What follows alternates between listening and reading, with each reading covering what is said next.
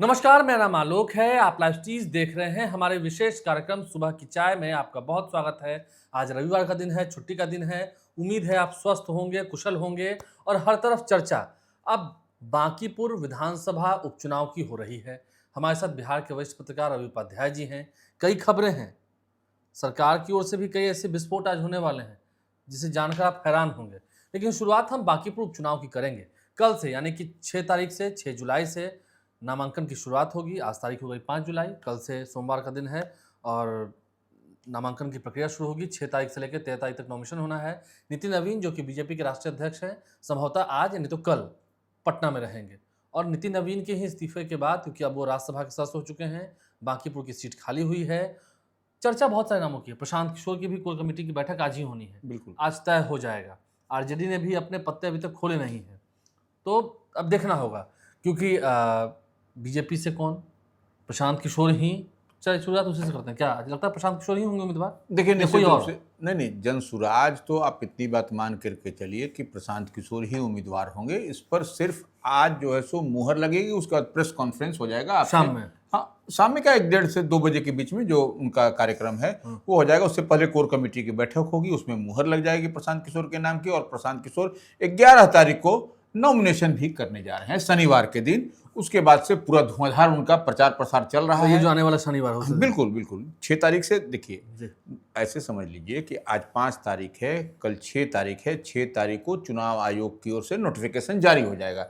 Notification अधिसूचना जारी होने के साथ ही नामांकन की प्रक्रिया शुरू हो जाती है। 13 तारीख तक आपको चलेगा नामांकन की प्रक्रिया। उसके बाद से आपको 30 जून को वोटिंग है, चुनाव है बांकीपुर विधानसभा। हाँ सॉरी, 30 जुलाई को 30 जुलाई को बांकीपुर विधानसभा सीट के लिए उपचुनाव है। और 3 अगस्त को परिणाम भी आपको आ जाएंगे, नतीजे आ जाएंगे, मतगणना होगी और नतीजे आ जाएंगे। और देखिए, ये सबसे बड़ी बात है, ये उपचुनाव आपने शुरू में ही कहा कि जिस तरीके से राज्यसभा के लिए गए नितिन नवीन, तो अब नितिन नवीन गए तो इसके कारण उनके इस्तीफे से यहाँ पर उपचुनाव कराने की, तो अब भारतीय जनता पार्टी से देखिए नितिन नवीन ही जिस पर उंगली रखेंगे वही यहाँ से उम्मीदवार होगा। देखिए, जो मेरे पास पक्की खबर है, सुबह की सबसे पहली खबर मैं आपको दिखा रहा हूँ, पक्की खबर बता रहा हूँ।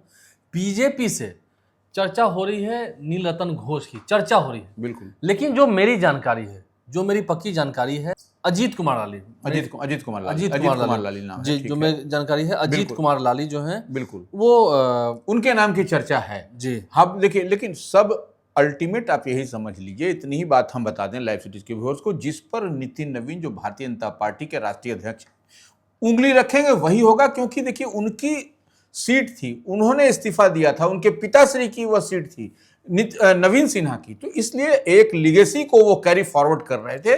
तो आप इस बात को मान के अजीत लाली के बारे में लोग बताए थे, कल मैंने जानकारी ली, पढ़े लिखे हैं, जानकार हैं और संगठन से जुड़े हुए हैं। अजीत लाली तब से नितिन नवीन के साथ हैं जब से वो चुनाव लड़े, जीत कर आए, और मतलब जब विधायक थे, मंत्री नहीं हुए थे, उससे पहले से दोनों का संबंध है, पुराना रिश्ता है। बिल्कुल। तो और बंगाल चुनाव में जब गए थे नितिन नवीन, तो वहां पर, क्योंकि अब तो बीजेपी के राष्ट्रीय अध्यक्ष हो चुके हैं, अब तो नितिन नवीन के साथ कौन नहीं रहना चाहेगा। लेकिन जब संघर्ष के दिन थे और वो भी कार्यकर्ता की तरह काम कर रहे थे, तब से अजीत लाली नितिन नवीन के करीबी माने जाते हैं और एक कार्यकर्ता हैं, आम कार्यकर्ता हैं। देखिए, इसमें जमीनी स्तर से है, लेकिन 2 नामों की चर्चा और है। हाँ, एक तो है आपको डॉक्टर अजय आलोक, हाँ, उनके नाम की भी चर्चा है। हाँ। दूसरा नाम धार्मिक न्यास बोर्ड जो है अध्यक्ष, उसके अध्यक्ष रणवीर नंदन पूर्व एमएलसी हैं, उनके नाम की भी चर्चा है। देखिए, अब देखने वाली बात है, और दोनों भारतीय जनता पार्टी के बड़े नेताओं में इनकी गिनती है, रणवीर नंदन की भी और जैसे डॉक्टर अजय आलोक की भी। तो अब यही अब पेच है कि क्या कुछ होता है। नहीं, देखिए, मैं इसलिए कह रहा हूँ कि कल मैंने बहुत खोज खबर की, जानकारी मिली।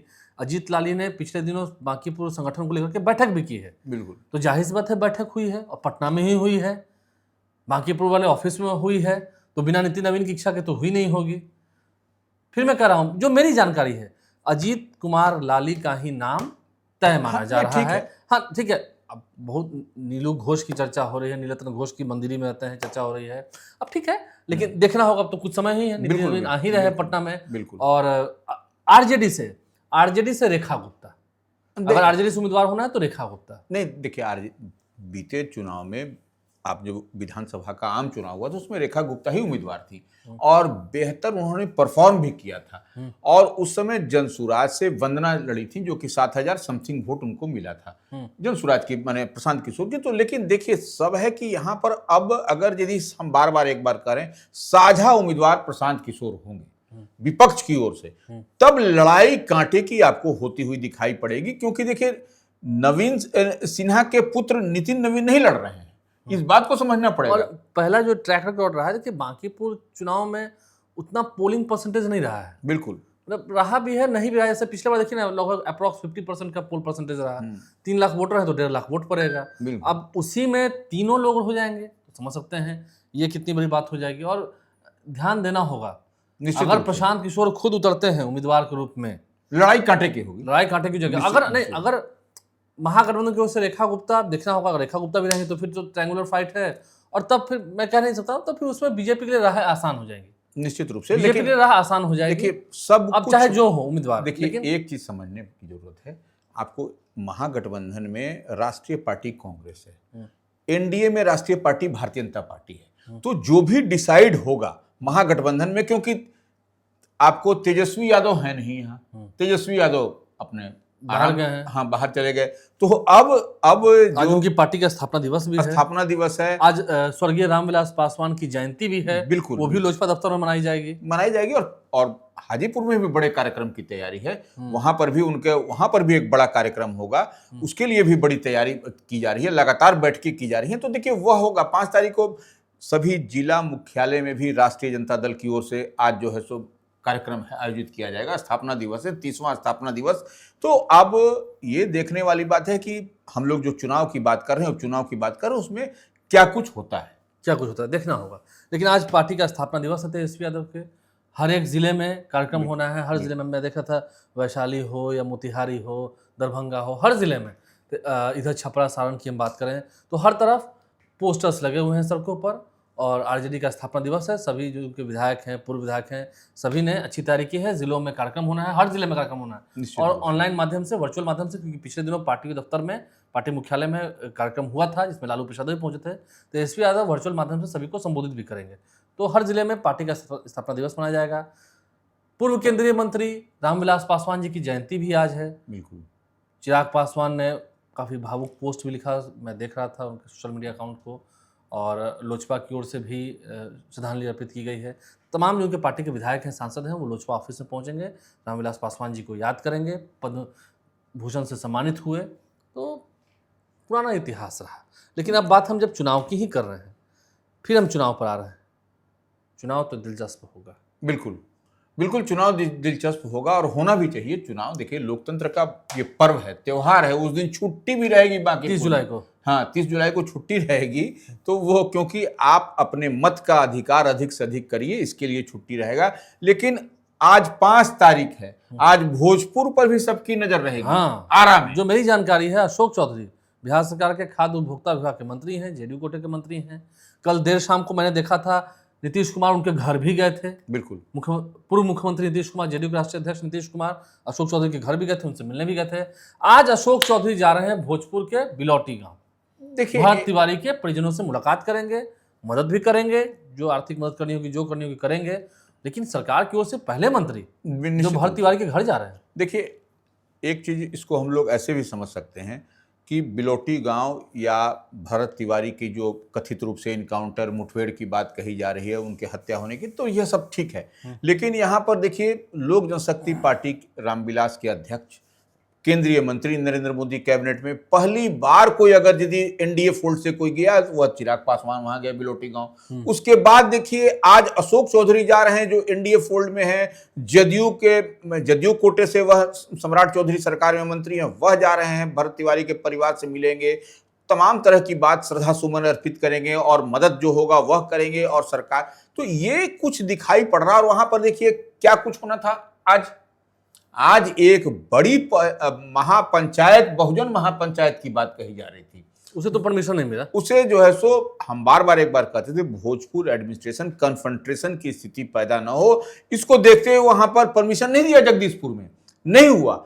अब देखिए कई तैयारी आपने देखा भी कि नागमणि जो पूर्व केंद्रीय मंत्री हैं, चारों सदन के सदस्य रहे, लोकसभा, राज्यसभा, विधानसभा, विधान परिषद, वह क्या क्या बोल रहे थे। अशोक चौधरी के बारे में बोल रहे थे। अब अशोक चौधरी ने भी उनको बोला था। देखिए अजीबोगरीब दृश्य दिखाई पड़ रहा है बिहार में इन दिनों बिलोटी गांव, भोजपुर, आरा को लेकर के। तो यह एक समझने वाली बात है कि आज अशोक चौधरी जाते हैं तो वह क्या कुछ मैसेज देते हैं, क्या संदेश पहले मंत्री, बिल्कुल पहले मंत्री। हम तो कह रहे हैं कि एक चिराग पासवान केंद्र की सरकार से नरेंद्र मोदी कैबिनेट में मिनिस्टर हैं, वह गए, दूसरे अशोक चौधरी वहां जा रहे हैं। और दोनों का अगर यदि आप देखिएगा तो क्या है, किस समाज से आते हैं यह भी देख लीजिए, और भरत भूषण तिवारी किस समाज से आते हैं यह भी देख लीजिए, और वही देख लीजिए कि एनडीए के पार्ट एंड पार्सल हैं, केंद्र में नरेंद्र मोदी कैबिनेट में मिनिस्टर हैं। जीतन राम मांझी का बयान नहीं, अशोक चौधरी तो अपने स्टैंड पर कायम है कि पुलिस ने गलती की है। बिल्कुल, पुलिस ने सरकार का भट्ठा बैठा दिया, मटिया पलेट कर दिया। निश्चित रूप से जब सम्राट चौधरी ने हाथ खोले लोग पुलिसकर्मियों के, तो अपराधियों के खिलाफ होना चाहिए ना। उस वीडियो में दिख रहा है कि उस भरत तिवारी ने गन डाउन किया, सरेंडर बोल दिया, फिर आपने 5 गोली क्यों मारी? अरे इनकाउंटर और हाफ इनकाउंटर भी किया था, तो 1 गोली काफी है पैर में, आपने 5 गोली मार के और पेट में भी गोली मार दी। फिर अब तो उस मामले की न्यायिक जांच हो रही है, पटना हाईकोर्ट के पूर्व न्यायाधीश उस मामले की जांच कर रहे हैं, विनोद सिन्हा जी। बिल्कुल, तो देखना होगा, दूध का दूध पानी का पानी होगा। लेकिन सरकार की ओर से देखिए, पिछले दिनों में उन्होंने कहा सम्राट चौधरी की इसमें कोई गलती नहीं है, कोई दोष नहीं है, लेकिन अब आज वो बिलोटी गांव जा रहे हैं, क्या दृश्य होगा, क्या उनकी माताजी कहेंगी क्योंकि सरकार की ओर से हैं, और क्या ये भी कह देंगे, फिर ये भी देखना होगा, इनकी भी बातें देखनी होगी निश्चित रूप से। तो वहां पर भी निगाह रहेगी सबकी। आज रविवार का दिन है। नहीं, लेकिन लालू प्रसाद यादव और राबड़ी देवी कल लेटर निकल गया, जेड श्रेणी का सुरक्षा कवच उन्हें दिया गया है, फिर से 1 महीने बाद। बिल्कुल, जून के महीने में सुरक्षा में तब्दीली हुई थी, इसके बाद लालू प्रसाद और राबड़ी देवी, तेजस्वी यादव ने सुरक्षा लेने से इनकार कर दिया था। तेजस्वी यादव को तो खैर Y+ श्रेणी की सुरक्षा है, लेकिन लालू प्रसाद और राबड़ी देवी को जेड श्रेणी की सुरक्षा विथ स्कॉट गाड़ी, विथ बुलेट प्रूफ कार, बिल्कुल गाड़ी देखिए दी गई है। अब देखिए 10 नंबर जो खाली हुआ, जो घर तो खाली हो गया, उसमें देखिए तमाम तरह की बात है। आपने देखा भी कि भवन निर्माण विभाग के अभियंता गए, उसमें सब कुछ मिला रहे हैं, जुला रहे हैं, क्या गया क्या नहीं गया, लेकिन अभी तक ऑफिशियली कुछ नहीं बोला गया है। जिस तरीके से तेजस्वी यादव जब मकान खाली किए थे तो बवेला मचा था कि ये लेके चले गए, वो लेके चले आए, कुछ नहीं। राबड़ी देखिए, ये राबड़ी देवी है, इतना बात जान लीजिए, जो ठान लेती है, महिला दुर्गा का भी रूप है। अगर ठान लेंगी तो वो करें। सरकारी घर नहीं लिया तो नहीं लिया, नहीं लिया तो नहीं लिया, चलेगा अपने घर, हाँ प्राइवेट घर में चलेगा। मकान अभी कंप्लीट भी नहीं है, देखिए टीना का गेट लगा हुआ है, लेकिन चलेगी उसमें। क्योंकि देखिए वैसे लोग जो ग्राउंड जीरो से उठ करके, ग्राउंड जीरो का मतलब कि गरीबी इतना भी अपमान नहीं सब कुछ, हाँ, तो वो चली गई, अपना भीख मत दीजिए, नहीं तो वो छोड़ के चली गई। यह एक बड़ा दिल, बड़ी बात उन्होंने दिखाया। अब देखिए सरकार को भी कहीं ना कहीं झुकना पड़ा कि एक बात है सर, मैं जहां तक मेरी जानकारी है, जो व्यक्ति निजी आवास में गए हैं विपक्ष में रहते हुए, नीतीश कुमार भी मुख्यमंत्री बने थे, 7 दिनों के लिए गिर गए, सरकार गिर गई 2000 में, पटना के राजापुर में, आपको याद होगा, निजी आवास में रहते थे, कि उनके साथी थे उनके ही आवास में, कांटी फैक्ट्री वाला यहाँ बोरिंग रोड के पीछे में, राजापुर का खास, अरुण सिंह के, अनिल सिंह कोई थे ऐसे, मुझे नाम याद नहीं है, उनके निजी आवास होते थे, सरकार बन गई। सम्राट चौधरी भी जब एक बार मंत्री परिषद से इस्तीफा दिया था, फिर कई बार मंत्री बने, विपक्ष नेता बने, कोटेलिया नगर अपने घर में, कोटेलिया नगर है, गृह मंत्री भी रहे तब भी कोटेलिया नगर अपना घर है, निजी आवास पर चले गए। अब राबड़ी देवी भी निजी आवास चली गई है, देखना होगा। बहुत कुछ राजनीति में होता है, बहुत कुछ कहते हैं स्पिरिचुअली भी हम देख सकते हैं कुछ, तो ये अलग बात है। अब राबड़ी देवी ने कह दिया है, सुरक्षा तो मिल गई है, देखना वो सुरक्षा एक्सेप्ट करती है कि नहीं, क्योंकि फिर से तो वही सुरक्षा आ गई, जेड श्रेणी की सुरक्षा आ गई। बिल्कुल, दोनों, लालू प्रसाद यादव को और राबड़ी देवी को, तेजस्वी यादव को तो Y+ श्रेणी की है।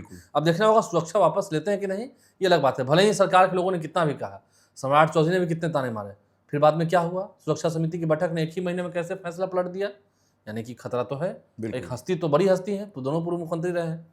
आप लाइफ से बने रहे, बांकीपुर में मजा आने वाला है, अगले 30 दिन बांकीपुर में बड़ा मजा आने वाला है। और क्या अजीत लाल ही होंगे? अजीत लाली, मैं फिर से नाम कह रहा हूँ, अजीत लाली संगठन में हैं और काम करते हैं, ज़मीन से जुड़े हुए कार्यकर्ता हैं। इधर से प्रशांत किशोर ही, और अगर आरजेडी से रेखा गुप्ता तो फिर ट्रायंगुलर फाइट है। तब फिर लेकिन बीजेपी के लिए राहें आसान होगी, ये बात भी तय है। हमारे चैनल को सब्सक्राइब कर लें, साथ साथ फेसबुक पेज भी लाइक करें। आपका दिन शुभ हो, इसकी हम कामना करते हैं। पूरे दिन खबरों का सिलसिला लाइव स्ट्रीम के माध्यम से जारी रहेगा। धन्यवाद।